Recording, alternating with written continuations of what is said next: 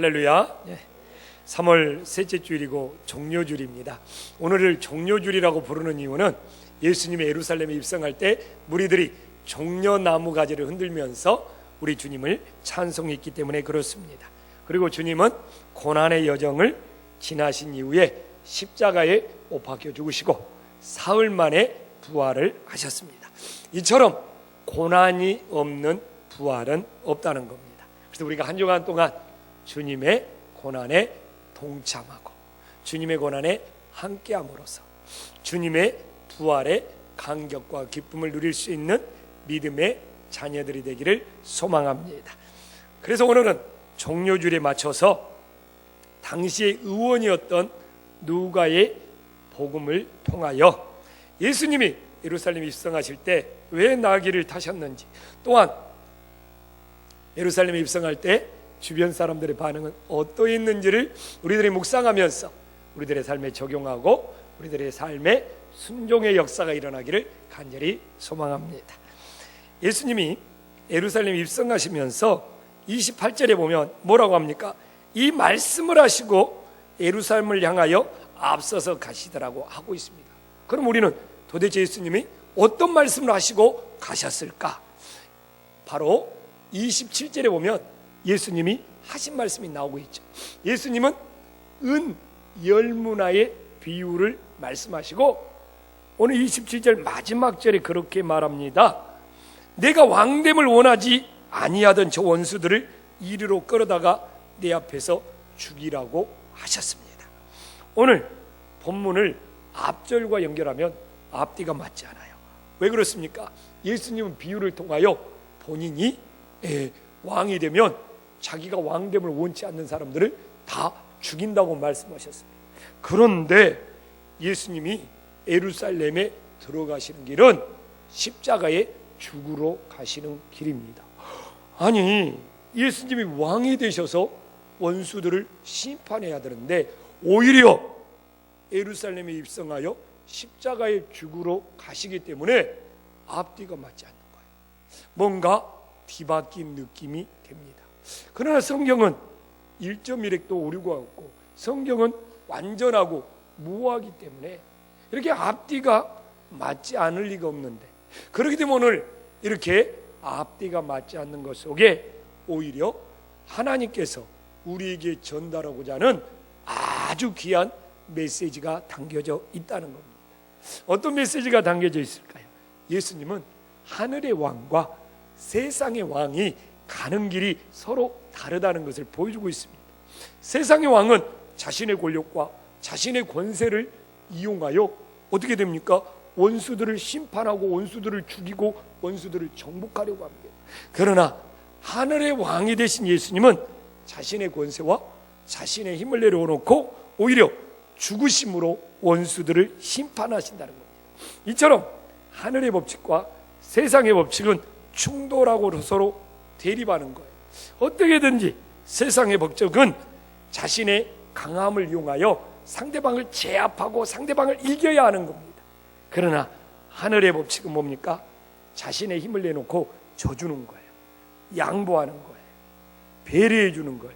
이것이 바로 승리의 길이라는 것이 하늘의 법칙입니다. 그래서 예수님은 바로 이 하늘의 법칙을 따르기 위하여 십자가의 길을 가시면서 자기 자신이 죽으심으로 오히려 죽었는데 오히려 사탄 마귀를 비롯하여 모든 원수들을 심판하셨습니다. 그래서 오늘 우리는 예수님 예루살렘 입성하는 종료주일에 나는 어느 법칙을 따르고 있는가? 세상의 법칙을 따르고 있는가? 하늘의 법칙을 따르고 있는가? 우리들이 부디 예수님을 믿는다는 것은 세상의 법칙을 따르는 우리들이 하늘의 법칙으로 변화되는 놀라운 역사가 일어남을 믿으시기를 간절히 소망합니다. 얼마 전에 우리 집에서 가정예배를 드리고 이 가정예배가 끝난 다음에 가족끼리 이야기를 나눈 적이 있었어요. 그래서 우리 가족의 서열을 한번 따져봤습니다. 근데 놀랍게도 우리 식구가 4명인데 4명 중에 제가 몇 등을 낳는 줄 압니까? 아니, 4번째 꼴등이라는 거예요.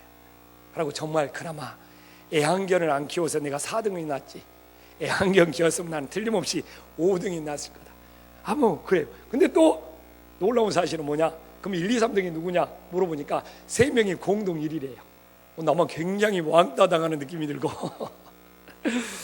근데 정말 그것이 감사했어요. 왜? 하늘의 법칙이기 때문에. 가장 강할 수 있는 사람이 가장 낮아지는 것이 가정의 행복이고 모든 것에 평화를 가져올 수 있기 때문에 그렇습니다. 그것이 하나님의 법칙이에요. 높아지려고 하는 자는 낮아지려고 하고, 먼저 되려고 하는 자는 나중되하라고 그러고, 대접받고자 하는 자는 섬기라고 하는 것이 하늘의 법칙이고 예수님의 법칙이에요. 우리는 이 예루살렘에 입성한 이 종려주일에 어느 법칙을 따르고 있습니까? 예수님처럼 하늘의 법칙을 따름으로써 내 자아를 죽임으로써 우리들이 영적 싸움에서 승리할 수 있기를 간절히 소망합니다. 예수님이 이제 예루살렘 가까이 왔어요. 그런데 오늘 30절에 보니까 제자 중에 2명을 보내서 아직 타보지 않는 나귀 새끼가 매여 있는 것을 풀어 가져오라는 겁니다. 여기서 여러분 궁금증이 안 생깁니까? 사실 주님이 쓰시겠다고 하면 나귀 새끼를 풀어오는 것이 가능하냐 이겁니다. 제가 봤을 때는 있는 그대로 보면 예수님이 제자들을 시켜서 뭡니까? 나귀 새끼를 도둑질하는 거예요. 그렇게 이야기할 수 있죠. 저도 그럼 할 말이 없어요. 뭐냐? 예수님이 그 사람들의 마음을 움직여서 그 사람들이 쓸 수 있도록 예수님께 드렸다. 이러면 성경에서 고민할 필요가 없고 할 말이 없어요. 그러나 예수님이 그렇게 독심술을 써서 그 사람의 마음을 움직였다. 이렇게 보면 우리가 성경에서 받는 교훈들이 약해질 수밖에 없어요. 그렇기 때문에 우리는 왜 이것이 도둑질이 아니라면 예수님이 나귀 새끼를 풀어다 가져다 쓰는 것이 가능했을까? 이걸 찾아보고 성경에서 합당한 근거를 구해야 되는 겁니다.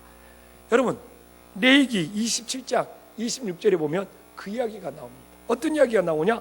오직 가축 중에 처음 난 것은 다 첫 새끼는 주님의 것이라는 거예요. 근데 이 이야기가 그냥 생긴 것이 아니야. 애굽에서 이스라엘 백성들이 나올 때 10가지 재앙을 내렸는데 마지막 10번째 재앙이 뭐였느냐? 애굽의 장자와 짐승의 첫 새끼들을 다 죽이는 거였어요. 그 이후로 오늘 레위기 27장 26절에 율법이 생겨났습니다. 27장 26절에 어떤 율법이 생겨났습니까? 오직 가축 중에 처음 난 것은 여호와께 다 드리라는 거예요. 첫 새끼는. 다시 한번 띄워줘 볼래요? 이렇게 이제 모든 짐승의 첫 새끼는 하나님 것이 된 겁니다. 그래서 오늘 본문에서 주님께서 쓰시겠다고 가져오는 나귀 새끼도 뭐예요? 오늘 27장 26절에 예언하는 거예요. 가축 중에 처음 난 것으로 여호와께 드릴 것이었기 때문에 어떻게 해요? 기꺼이 주님이 쓰시네. 어차피 이건 짐승의 첫 새끼로 하나님께 드려야 될 것이기 때문에 주님께 기꺼이 드릴 수가 있었던 것입니다. 아멘. 그렇기 때문에 참 이렇게 우리가 주님이 그들의 마음을 다 주장하고 움직였다 이러면 할 말이 없지만 그래도 우리가 성경에서 이처럼 합당한 근거를 찾아서 유월절 어린 양 사건 이후로는 이렇게 짐승의 첫 새끼는 다 하나님 것으로 드리고 바쳤구나. 그렇기 때문에 오늘도 이 나귀의 첫 새끼는 하나님 것이기 때문에 하나님이 사용할 수 있도록 드리는 것에 아무런 문제가 없다는 것을 알아야 하는 것이죠. 자, 그러면 이제 우리들이 나귀 새끼를 주님이 쓰시기 위해서는 어떻게 해야 합니까? 오늘 33절에 나와 있는 것처럼 나귀 새끼를 풀어서 가져와야 되는 겁니다. 나귀 새끼가 계속 묶여 있으면 절대로 주님을 태워서 주님께 쓰임 받을 수가 없는 것입니다. 이것이 우리 신앙에 너무너무 중요한 적용이에요. 오늘도 우리가 오늘 주일날이잖아요. 여러분들이 세상 일에 묶여 있어 봐요. 절대로 하나님께 예배드릴 수가 없습니다. 우리가 세상에 어떤 일이 있더라도, 세상에 어떤 바꾼 일이 있더라도 세상에 묶여 있는 것에서 풀어졌을 때 하나님 아버지 앞에 나와서 예배를 드릴 수 있는 거예요. 우리가 하나님 앞에 헌신하는 것도 똑같습니다. 우리가 하나님 앞에 헌신하는 것도 세상에 묶여 있으면 나 세상 일이 바빠 하면서 교회에서 봉사하지 못해요. 섬기지 못해요. 빨리 집으로 돌아가고 세상으로 돌아가기에 마음이 바쁜 거예요.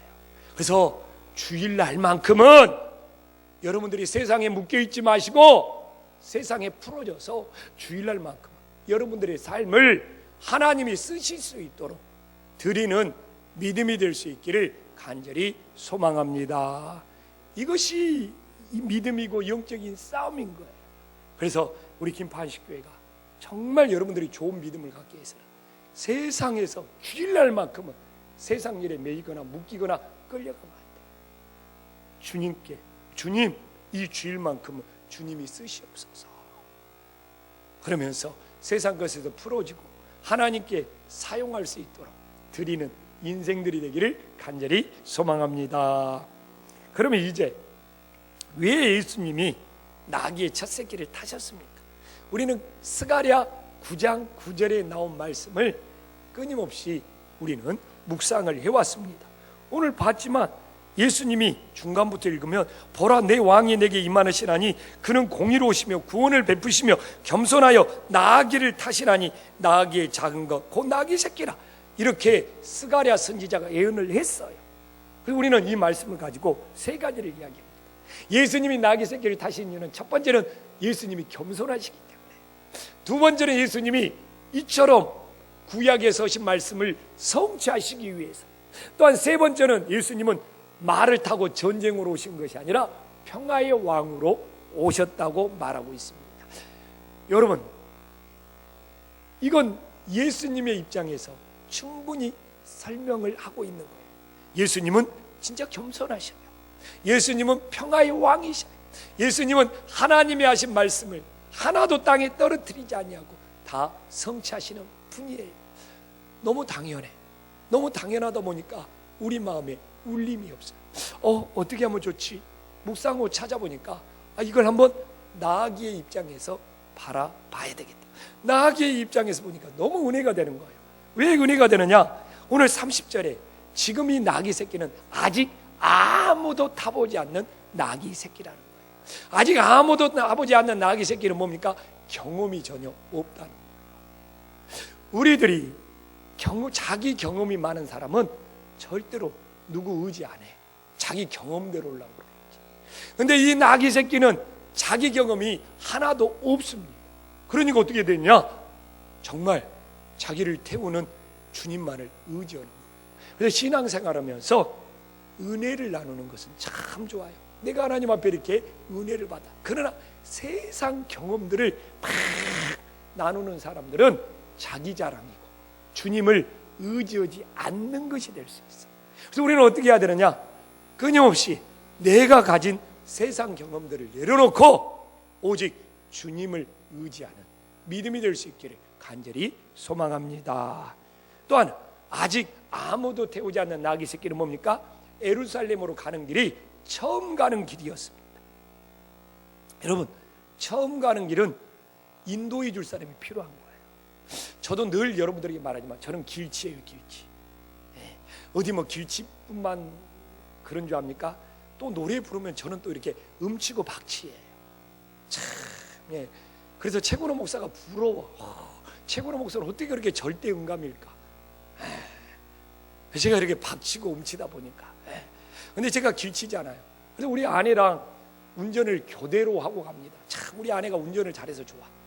그리고 내가 운전을 하고 가다가 제가 길치잖아요. 가끔 잘못된 길로 들어가. 그러면 그럴 수도 있지. 사람이 이렇게 실수도 하는 거야. 딱 하면서 근데 우리 아내가 운전하다가 잘못된 길로 가. 그러면 여보 어떻게 그렇게 길을 못 찾냐고 내가 막 짜증내고 화내.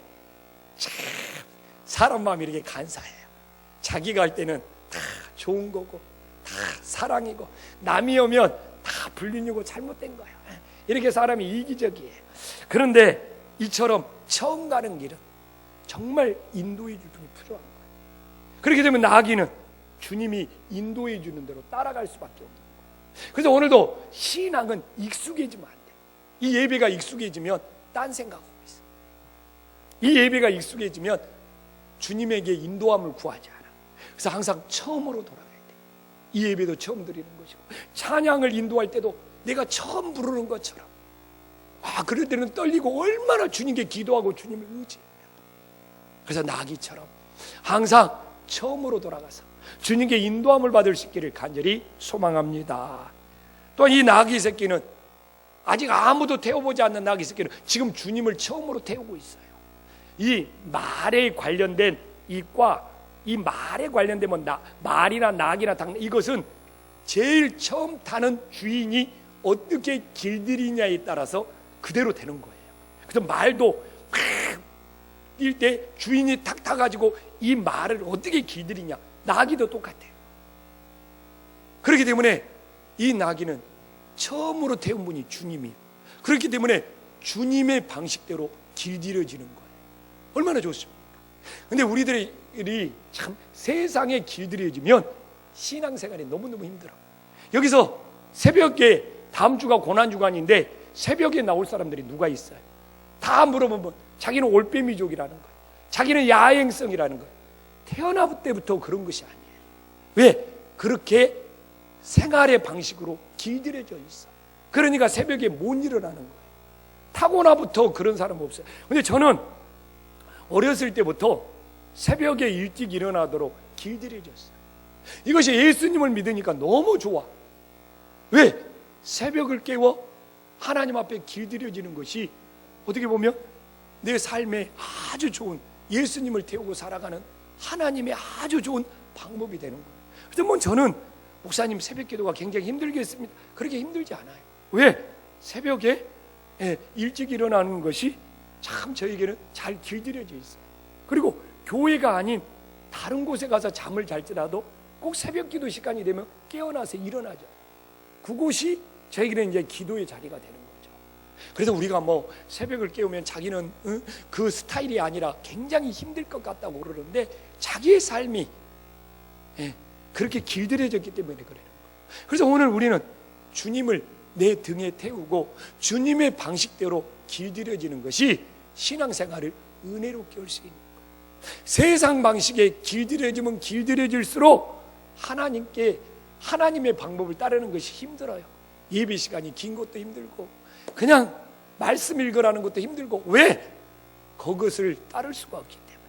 그래서 오늘은 예수님이 중요한 것은 아직 아무도 타보지 않았다는 거예요. 그렇기 때문에 이 나귀는 경험이 없어서 주님을 의지할 수밖에 없고, 처음 가는 길이라 주님의 인도함을 받을 수밖에 없고, 주님을 처음 태웠기 때문에 주님이 길들이는 대로 따라할 수밖에 없는 거예요. 참 우리들의 나귀 새끼처럼 이런 신앙이 된다면 참 복 있는 신앙이 됨을 깨달으시기를 간절히 소망합니다. 그러면 이제 예수님이 예루살렘에 입성할 때 38절에 보니까 막 무리들이 종려나무 가지를 흔들면서 찬송하리로다. 주의 이름으로 오시는 왕이요, 하늘에는 평강이요, 가장 높은 곳에는 평화 영광이로다 합니다. 사실 우리는 이것이 예수님과 무관한 동상이몽이라는 것이죠. 왜? 무리들은 예수님이 예루살렘에 입성하는 이 목적을 몰랐어요. 마음이 서로 따로따로 동상이몽이에요. 그 이유는 뭡니까? 이게 문제예요. 신앙생활에서 제일 위험한 것은 뭐냐? 36절에 나와 있는 것처럼 내가 본대로 믿겠다는 거예요. 이것이 제일 무서워요. 내가 본대로. 왜냐하면 자기가 본대로 믿겠다는 것은 뭡니까? 하나님의 뜻은 관심이 없어. 자기 만족을 채우겠다는 거예요. 그렇기 때문에 자기 만족이 채워지지 않으면 언제든지 변절해. 그러니까 이 양반들도 손 흔들고 막 환호하다가 자기 만족을 채워주지 않으니까 예수님을 십자가에 못 박으라고 그래. 사람이 어떻게 이럴 수 있어요? 왜? 자기 본대로 믿으려고 하니까. 처음에 예루살렘에 입성을 할 때는 왕인 줄 알고 좋아했는데 십자가에 죽을 때는 그것이 아니거든. 자기 본대로 믿으니까 하나님의 뜻은 관심이 없고 자기 본대로 마음이 이랬다 저랬다 하는 거예요. 근데 왜 이것이 동상이몽이냐? 우리가 오늘 41절과 41절을 2절을 보면 너무 잘 나왔어요. 그래서 제가 말하잖아요. 성경은 항상 앞뒤를 꼭 읽어봐야 된다고. 지금 예루살렘에 입성할 때 얼마나 무리들은 기뻐했습니까? 근데 41절에 보면 예수님은 예루살렘 성이 가까이 오면 올수록 울었어요. 죄인들을 위해서 울고 예루살렘의 멸망을 보면서 울었어요. 얼마나 동상이몽입니까? 그들은 자기 만족을 예수님이 채워줄 거라고 생각하면서 막 기뻐했는데 예수님은 울면서 예루살렘에 입성했어요. 아니 달라도 왜 이렇게 다릅니까? 또 봐보세요. 그들은 막 평화의 왕을 외쳤죠. 막 하늘에는 평화라고 외쳤죠. 38절에. 근데 42절에 봐보십시오. 평화의 의미가 뭔지도 몰라. 평화에 관한 것을 몰라. 그래서 예수님이 그러잖아요. 너도 오늘 평화에 관한 일을 알았다면 좋을 뻔하였구나. 모르고 있다는 거예요. 그리고 우리는 이미 봤잖아요. 36절에 자기 눈에 보는 대로 믿으려고 하는 것이 얼마나 위험한지. 근데 봐보십시오. 지금 그들의 눈에는 숨겨져 있다는 거예요. 그들의 눈에는 숨겨져 있다는 거예요. 이걸 보면서 동상이몽이라는 거예요. 동상이몽. 안타깝죠. 옆 사람한테 인사 한번 합시다. 제발 동상이몽이 되지 맙시다. 뒷사람한테도 좀 일어나라고 하면서 동상이몽이 되지 맙시다. 근데 이게 동상이몽에 취해 있는 이 무리들이 마음에 들지 않는 사람이 있었어요. 바보잖아요. 39절에 바리새인들은 그렇게 말하잖아요. 선생이여, 당신의 제자들을 책망하소서. 근데 이 사람도 잘못됐어. 본인들이 예수님을 따라야지. 다른 사람들에게 비난하고 판단하고 책망하는 것이 좋은 것이 아니에요. 참, 이런 사람 인생도 얼마나 피곤한 인생입니까? 본인이 주님을 따르지 누구를 뭐 책망해라, 누구를 뭐 판단해라, 누구를 비난해라. 그러면 이제 풀어야 할 숙제가 생겨요. 무슨 숙제입니까? 동상이몽에 빠져 있는 무리들도 문제예요. 다른 사람을 책망하고 비난하는 바리새인들도 문제예요. 그런데 여기서 40절에 보면 주님은 동상이몽에 빠진 무리들의 찬양을 들으셨어. 왜 그랬을까요? 지금 제자들도, 지금 무리들도 동상이몽에 빠져서 주님만 모르고, 바리새인들도 예수님 사람들을 비난하고 막 책망이라고 그러는데, 그것이 오늘 말씀의 신비예요. 무엇입니까? 예수님은 영적인 성령이 된 무리들과 비난하는 바리새인들이 모두 다 잘못되었지만 그 마음의 중심을 보시고 계셔요. 어떤 중심? 동상이몽에 빠진 무리들은 그래도 오늘 38절에 보면 주의 이름으로 오시는 왕이오면서 동상이몽의 고백이지만 그들의 마음속에는 뭐가 있어요? 여기서만큼은 주님을 존중하는 마음이 있어요. 주님을 존중하는 마음이 있어요. 그리고 겉옷을 막 바닥에 펼치는 것도 주님에 대한 존중의 마음이 있어. 그러나 39절에 보면 알지만 바리새인들은 예수님을 깎아내려 주님이라고 부르지 않고 선생이요. 그러면 당신은 찬양받을 자격이 없으니까 빨리 제자들한테 찬양 부른 걸 멈추게 하시고 예수님을 깎아내리고 있는 거예요. 자, 중요하잖아요. 우리가 실수할 수 있어요. 잘못할 수 있어요. 그러나 우리의 마음이 하나님을 존중하면서, 예수님을 존중하면서 실수하는 것은 하나님이 받아주셔요. 그러나 우리들의 마음이 마음속에 비난이나 우리들의 마음속에 판단하는 마음으로 하는 것은 하나님이 받아주시지 않는다는 거예요. 지금 어차피 여기서 실수는 그리 중요하지 않아요. 왜? 예수님의 십자가의 길은 우리의 실수와 우리의 죄를 용서해 주시기 위해서 가는 거기 때문에. 그렇기 때문에 우리의 중심이 존중하는 마음이 굉장히 중요한 거예요. 여러분 봐봅시다. 지금의 시대가 존중이 사라졌어. 막 물질 만능주의, 막 인공지능, 존중이 사라졌어. 존중이 사라졌어요. 존중이. 무슨 존중이 사라졌느냐? 예배에 대한 존중이 사라졌어. 여기서 찬양 열심히 불러요. 들어가서 딴짓 하고 잠자고 있어. 이거 예배에 대한 존중이 없는 거예요. 존중은 그것이 아니에요. 존중은요, 앞에서 찬양을 부르면 그 찬양하는 사람과 함께 마음을 드리는 것이 존중이에요. 대표 기도를 하고 있으면 대표 기도를 하는 사람과 마음을 함께 드리는 것이 존중이에요. 앞에 설교자가 있으면 그 설교자의 말씀과 함께하는 것이 예배에 대한 존중이에요. 헌금도 똑같습니다. 지나갈 때 준비 없이 드리는 것이 아니라 액수가 적을지라도 준비된 마음을 담아서 드리는 것이 존중이에요. 지금 시대가 존중이 사라지고 있습니다. 그렇게 세상의 법칙은 우리를 유혹하고 있어요. 사람과 사람 사이에도 존중이 사라지고 있어요. 목사인 나는 성도들을 존중해야 돼요. 우리는 서로 존중해야 될 사이예요. 부모와 자녀 사이에도 존중이 있어야 되고 부부와 부부 사이에도 존중이 있어야 되는데 지금 시대가 뭡니까? 이것이 무너지고 이것이 깨지고 있어요. 존중을 배우지 못해요. 우리 청년들 존중을 배워야 합니다. 그러니까 뭡니까? 자기 보는 대로 올라고 그래요. 자기 만족을 채우는 대로 올려고 그래요. 말 그대로 그러는 거예요. 그러나 그 사람의 인격은 그 사람의 하나님을 향한 신앙도 존중해서 나오는 거예요. 존중해서. 여러분들이 여기서 예배를 자기 멋대로 드리는 거 나하고 뭔 상관이 있겠습니까? 그러나 마음이 아프죠. 왜? 저 사람은 하나님에 대한 존중감이 없구나. 두 번째는 나에 대한 존중감도 없구나. 그러나 첫 번째가 더 큰 거죠. 하나님에 대한 존중감이 없는 것이 큰 거죠. 두 번째, 설교자에 대한 존중감이 없는 것보다 두 가지 더 걸리죠. 이건 무서운 영적 싸움입니다.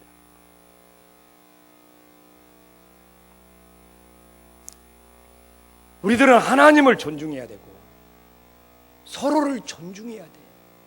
내가 실수할 수 있어요. 저도 인간입니다. 저도 연약합니다. 실수할 수 있어요. 그러나 마음속에 하나님을 향한 존중감, 이웃을 향한 존중감이 있을 때는 하나님이 받아주신다. 그러나 그것이 없을 때는 모든 것이 가정이 무너져 내리고 예배가 무너져 내리고 교회가 무너져 내리고 모든 것들이 무너져 내리는 겁니다. 왜?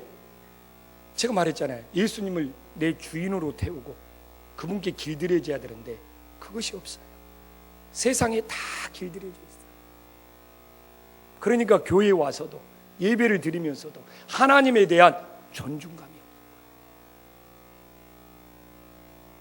이것이 이 존중감을 회복할 때 예배가 예배답고 우리들의 삶이 하나님과 좋은 만남이 이루어짐을 믿으시기를 주님의 이름으로 간절히 축원합니다.